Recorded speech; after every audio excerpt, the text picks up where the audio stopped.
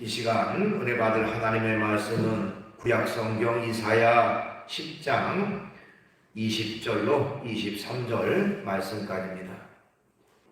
구약성경 980쪽에 있습니다. 이사야 10장 20절로 23절 말씀까지 받들어 봉독을 하겠습니다. 그날에 이스라엘의 남은 자와 야곱 족속의 피한 자들이 다시는 자기를 친자를 의지하지 아니하고 이스라엘의 거룩하시니 여호와를 진실하게 의지하리니 남은 자 곧 야곱의 남은 자가 능하신 하나님께로 돌아올 것이라. 이스라엘이여 네 백성이 바다의 모래 같을지라도 남은 자만 돌아오리니 넘치는 공의로 파멸이 작정되었습니다.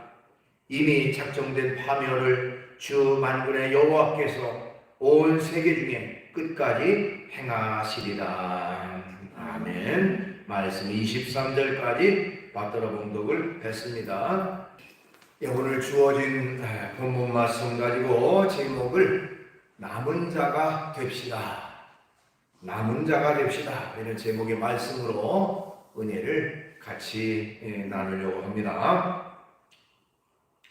성경을 주의 깊게 읽어보면 하나님께서는 구원의 역사를 이루시는데 중요한 구원의 원리를 따라서 구원을 이루신다 하는 것을 발견하게 됩니다.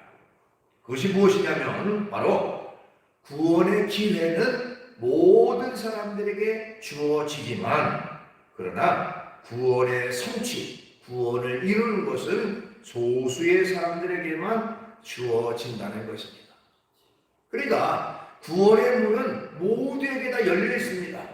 그러나 정작 구원받는 사람은 그렇게 많지 않다 하는 것입니다. 예를 들어서 노아 홍수 심판 때에 하나님의 말씀이 많은 사람들에게 전해졌지만은 오직 노아와 노아의 가족들만 구원받는 그런 결과가 되어졌습니다. 또한 소돔과 고모라의 심판 때에 하나님의 말씀이 사람들에게 전해졌지만은 구원받은 사람 롯과 그의 두 딸만 구원받게 됐다고 하는 것입니다. 이처럼 구원의 문은 모두에게 열려있지만 그 구원의 말씀을 깨닫고 주께로 돌아오는 자는 그렇게 많지 않다. 그래서 예수님께서도 이 구원의 원리를 마태복음 22장 14절에서 말씀하고 있는데 거기에 말씀해 보면 청함받은 자는 많되 택함을 입은 자는 적으니라 이렇게 말씀했어요. 청함받은 자는 많되 택함을 입은 자는 적다. 그러니까 모든 사람들에게 구원의 기회는 주어졌지만 정작 구원받는 사람들은 적은 것이고 또 모든 사람들을 다 초청을 했지만 정작 그 많은 사람 가운데 택함을 받는 사람은 적다라고 하는 것을 성경은 말하고 있습니다. 우리가 성경에서 이런 구원의 원리를 얘기했던 선지자들이 참 많이 있습니다만은 여러 선지자 가운데 가장 이 구원의 원리에 대해서 잘 말하고 있는 선지자는 오늘 본문에 나오는 이사야 선지자인 것입니다. 이사야 선지자는 이 구원의 원리를 잘 발전시켜서 무엇을 말했느냐면 바로 남은 자 사상이라고 하는 것을 얘기를 했습니다. 남은 자. 이사야 8장 18절 앞부분에 보면 보라 나와 및 여호와께서 내게 주신 자녀들이 이스라엘 중에 징조와 예표가 되었나니 이렇게 기록하고 있습니다. 그러니까 이사야라고 하는 사람은 하나님께서 징조를 보이셨는데 나와 나의 자녀들이 이스라엘 중에 징조와 예표가 되었다라고 말하고 있습니다. 자신의 자녀들을 통해서 하나님이 징조를 보여주실 것이다 그랬는데 그 징조라고 하는 것이 뭐냐면 그 앞부분에 이사야 7장 3절에 보니까 그때의 여호와께서 이사야에게 이르시되 너와 네 아들 수알야숲은 윗못 수도 그 세탁자의 밭 끝길에 나가서라고 돼 있어요. 거기 주목해 볼 것은 이 이사야의 아들의 이름입니다. 아들의 이름 수알야숲이라고 하는 그 아들을 하나님이 주셨어요. 그런데 수알야숲이라고 하는 사람의 이름이 어떤 이름이냐? 바로 남은 자가 돌아오리라 하는 이름의 뜻을 담고 있습니다. 그러니까 아까 얘기했던 이사야 8장 18절에 나와 및 여호와께서 내게 주신 자녀들이 이스라엘 중에 징조와 예표가 된다고 할 때에 나의 자녀들, 즉 아들의 이름이 곧 남은 자가 돌아오리라 하는 그 수알야숲이라고 하는 이름을 주셨는데, 그곳에 이제 이스라엘 백성들의 하나의 징조, 앞으로 되어질 일에 대한 하나님의 언약의 말씀이 그 속에 포함되는 겁니다. 그 당시에 바벨론이라고 하는 나라에 이스라엘이 패망을 해가지고 지금 바벨론 나라에 침략을 받아 포로로 끌려가는 상황 속에서 거기에서 하나님이 다시 돌아오게 할 것이다, 남은 자가 돌아오리라 하는 소망의 말씀을 이사야의 아들 이름을 통해서 하나님이 그렇게 하셨다는 겁니다. 아마도 이사야는 자기 아들 이름을 부를 때마다 하나님이 돌아오게 하신다, 하나님이 돌아오게 하신다라고 하는 그 말씀을 늘 되뇌이면서 하나님의 말씀을 늘 새롭게 자기 속에 다지는 그런 생활로 연결되었을 것입니다. 자, 실제로 이사야 선지자는요, 이사야 전체를 통해서 이 남은 자 사상을 전파하고 있습니다. 오늘 본문에도 명확하게 이 남은 자 사상을 발견할 수가 있는데요. 오늘 본문 21절 말씀에 보면 남은 자, 곧 야곱의 남은 자가 능하신 하나님께로 돌아올 것이라 이렇게 말씀하고 있습니다. 남은 자. 그러면 이스라엘 백성들에게 전했던 이 남은 자 사상이라는 것이 도대체 뭘까? 남은 자 사상, 남은 자라고 하는 것의 의미가 무엇일까 하는 것입니다. 자, 그 의미를 알기 위해서요, 이사야 1장 21절을 먼저 볼 필요가 있습니다.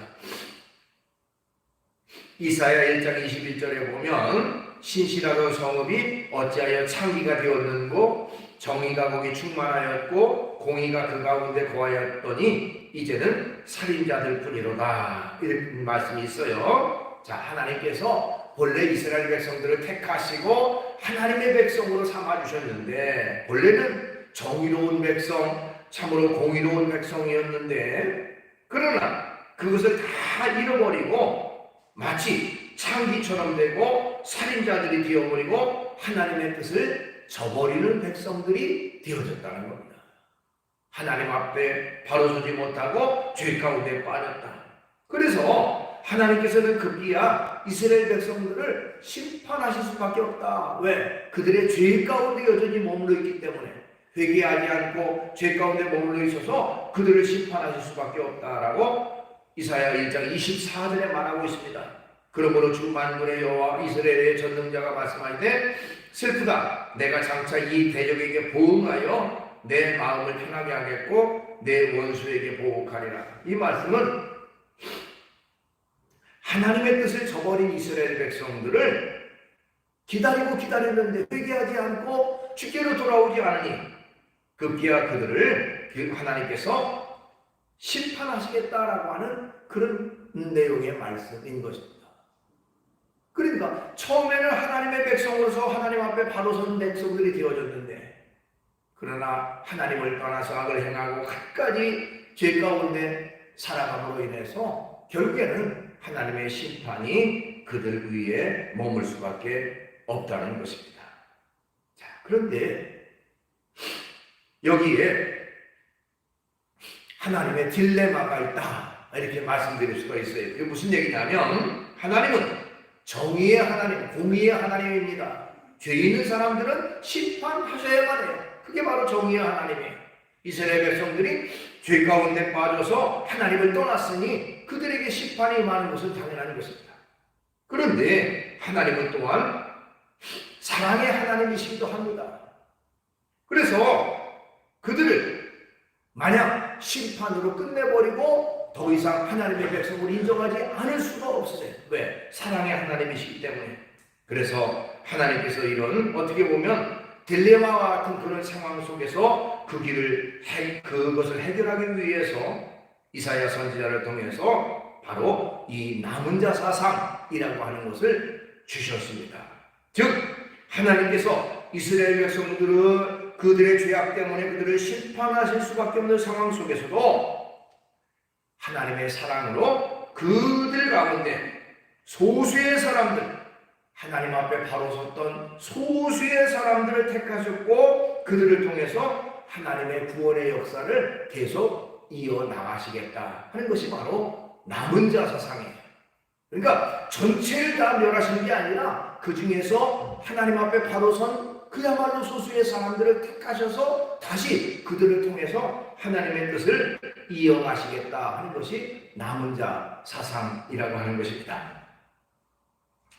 하나님께서 이스라엘 백성들을 출애굽하셔서 가나안 땅을 인도하실 때에 그 내용을 살펴보면 이 말씀의 의미가 이해가 됩니다. 바로 하나님께서는 이스라엘 백성들을 사랑하셔서 애굽에서 고난과 거쳐당하던 이스라엘 백성들을 애굽에서 건져내셔서 이제는 가나안 땅으로 인도하셨던 것입니다. 그런데 그 가나안 땅에 가는 과정 속에서 우리가 출애굽기서라든지 레위기, 신명기 이런 말씀을 통해서 보면 바로 그들이 처음에는 하나님 앞에 순종하고 하나님의 뜻을 따랐지만은 조그마한 어려움 중에도 조그마한 힘든 중에도 하나님을 원망하고 불평하고 또 여러 가지 이방신들을 섬기고 갖가지 우상을 섬기고 이런 일들을 서슴지 않았다는 것입니다. 자, 우상숭배라고 하는 것은 하나님을 하나님으로 인정하지 않는 겁니다.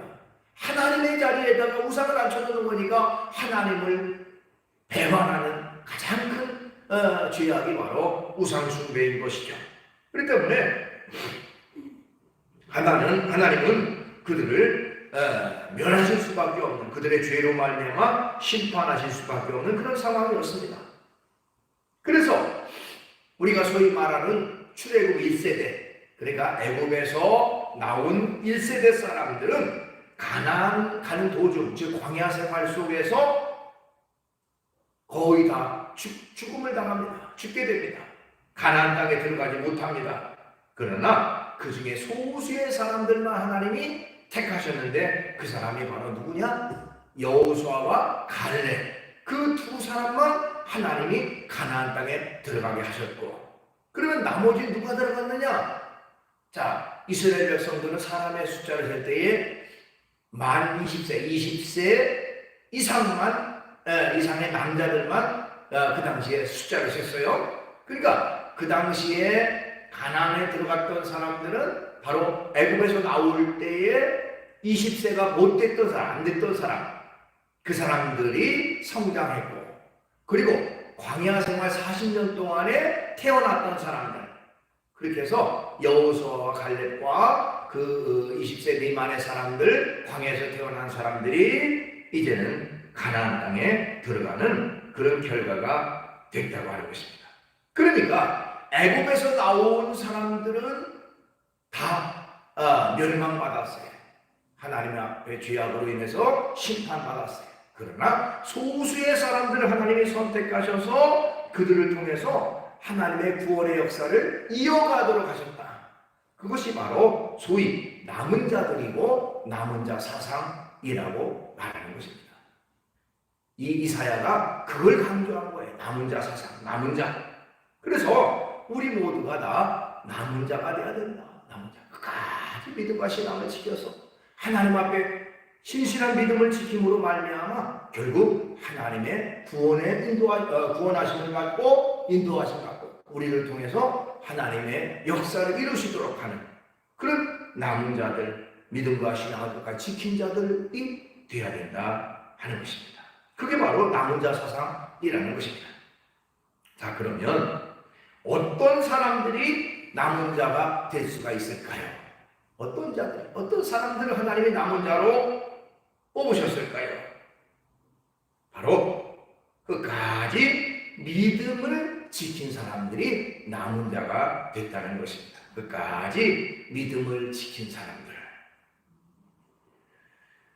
자, 우리가 히브리서 11장을 믿음장이라고 말하죠. 믿음장. 그래서 거기 말씀해 보면 믿음의 선진들, 믿음을 끝까지 지킨 믿음의 선진들에 대한 기록이 쭉 나와 있는데요. 앞부분에 보면 아벨이라고 하는 사람부터 시작해서 또한 라합까지 10명의 사람들이 믿음을 지킨 내용이 쭉 소개되고 있습니다.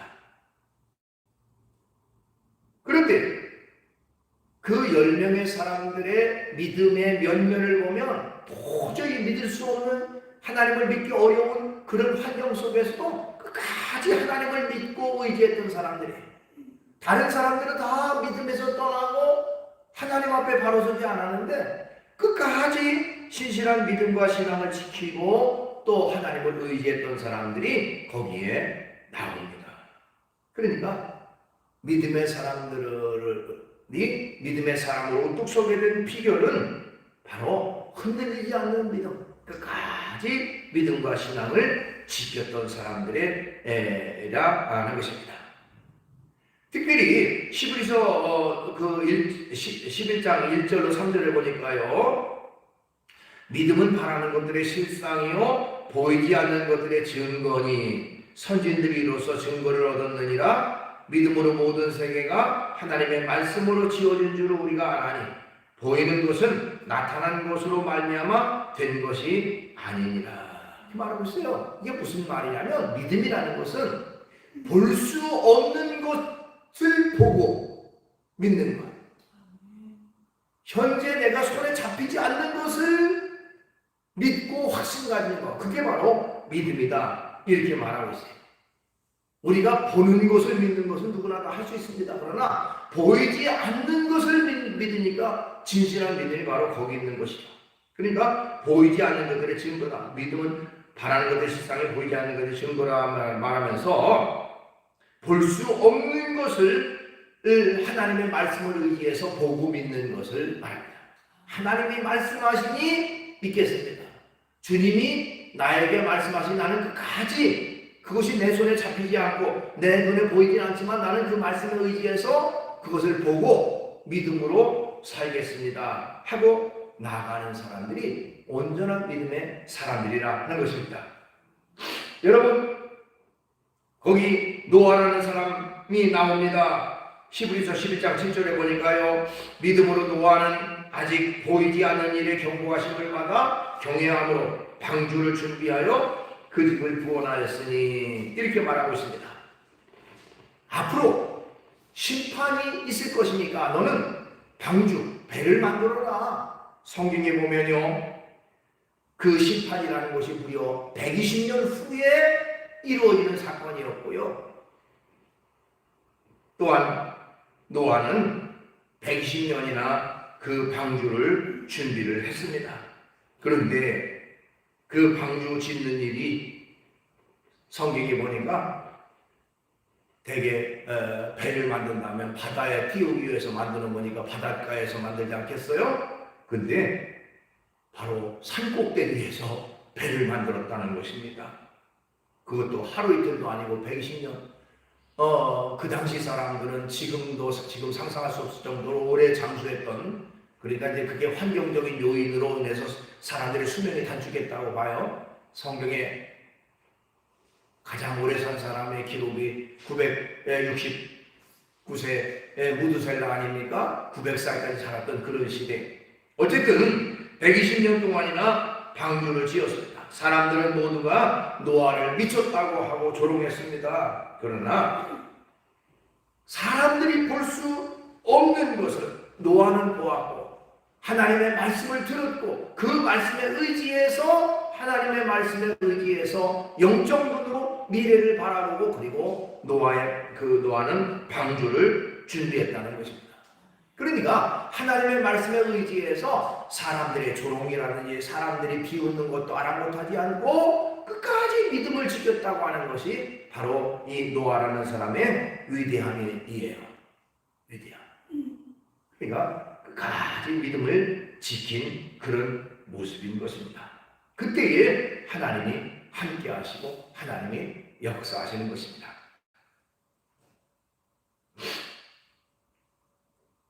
(1967년) 이스라엘과 아랍연합군 사이에 3차 중동전쟁이 일어났습니다. 아랍이 인구가 1억, 그 당시 1억 6천만 명이고요. 이스라엘의 인구는 고작 260만 명이었습니다. 군사적으로나 또 여러 가지 상황적으로 볼 때에 도저히 그 전쟁은 상대가 되지 않는 그런 전쟁이었습니다. 근데 그 당시에 이스라엘 전쟁을 이끌었던 그 모세 다얀이라고 하는 국방부 장관이 있었는데, 여러분들 많이 기억이 나시죠? 모세 다얀이라는 국방부 장관이 호언장담을 했어요. 무슨 얘기를 했냐면, 우리는 식무기로 무장되어 있기 때문에 이 전쟁에서 반드시 이길 것이다. 그러면서 이 전쟁은 속전속결로 끝날 것이다 라고 큰 소리 쳤어요. 매스컴에. 서방 언론들은 그 말에 주목했습니다. 그렇지 않아도 이스라엘이 핵무기를 개발했다는 소문이 있었는데 그게 사실인 모양이다. 아니면 무슨 그 최신의 그 화학무기 같은 것들을 준비해서 지금 그 신무기를 개발한 것 같다라고 그렇게 보도를 보냈습니다. 아랍과 이스라엘의 전쟁이 일어났습니다. 말 그대로 골리앗과 다윗의 싸움보다 더 심한 그런 격차가 있는 싸움이었지만 결국 이 모세 다얀의 장담대로 무려 6일 만에 이스라엘의 대승으로 끝나고 말았어요.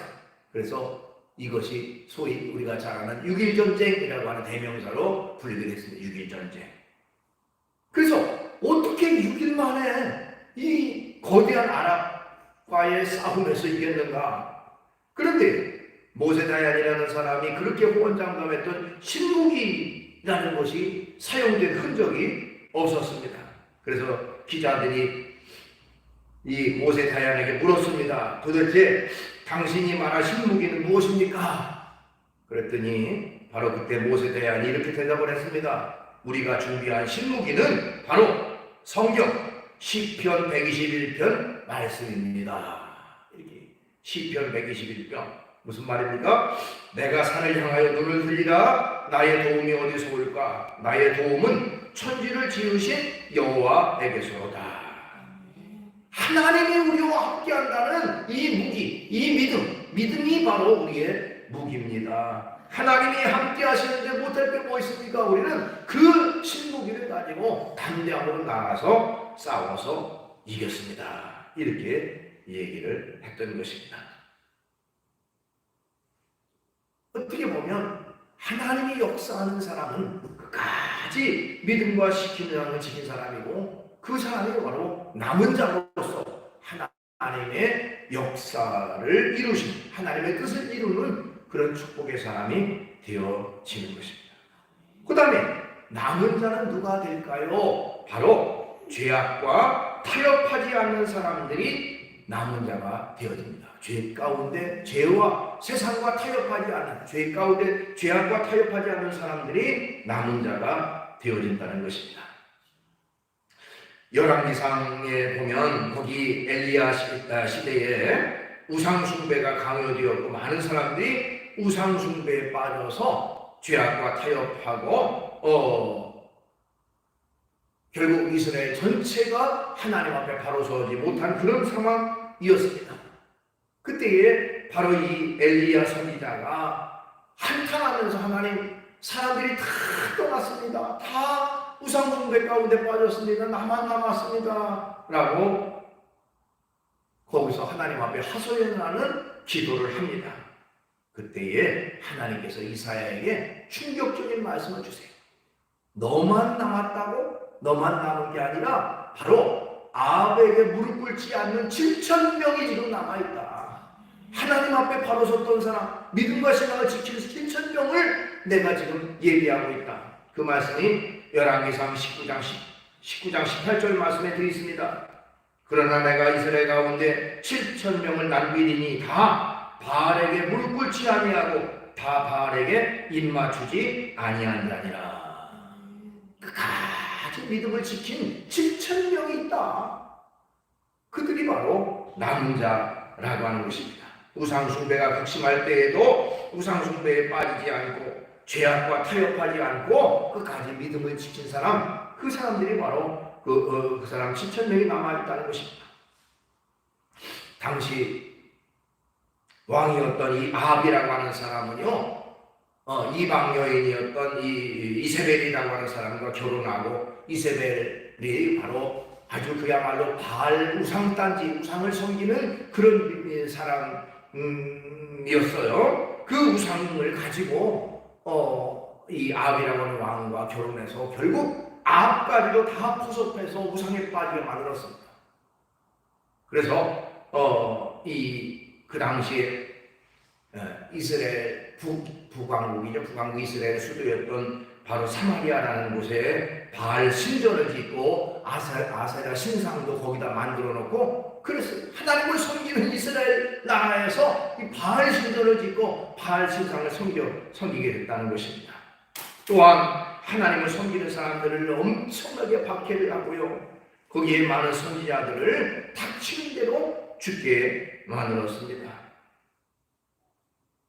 모든 사람들이 자기가 살기 위해서 많은 이스라엘 백성들이 하나님을 섬기는 신앙을 포기했고 우상을 섬기고 우상 앞에 절하기 시작을 했습니다. 즉 많은 사람들이 이런 위급한 상황 속에서 죄와 타협했다는 것입니다. 죄와 타협해서 거기에 하나님을 떠나서 죄악 가운데 빠지게 됐다는 것입니다. 이런 위태로운 상황 속에서도 우상 앞에 무릎을 꿇지 않는 사람 7천 명이 남아있다. 그들은 생명을 걸고 목숨을 걸고 죄악과 타협하지 않았던 그런 사람들이 바로 7천 명이 하나님이 예비되어 있다는 것입니다. 그들이 바로 남은 자들인 것이고, 그들을 통해서 하나님의 거룩한 역사를 이어가는 그런 축복을 그들에게 주셨던 것입니다. 자, 죄악과 타협하지 않았다. 우리가 타협이라는 말 많이 쓰죠. 타협. 그런데요, 그 타협이라는 말에 그 사전에서 타협이라는 말을 찾아보면 어떤 일을 서로 양보하여 합의함, 이렇게 되어 있어요. 어떤 일을 서로 양보하여 합의함. 자, 그렇다면 그것을 믿음에다가 한번 대입해 보면, 믿음의 사람들이 우리가 타협한다라고 하면 우리의 믿음을 양보해야 됩니다. 믿음을 양보해서 결국에는 상대방과 합의해가지고 합의점을 도출해 나가야 돼요. 우리 믿음의 성도들에게 믿음이라는 걸 포기할 수 있습니까? 믿음을 저버릴 수 있습니까? 근데 이런 그 타협이라는 것은 믿음을 포기해야 다른 사람과 합의점을 찾을 수 있는 거니까 믿음의 성도들에게 있을 수가 없는 그런 일인 것이죠.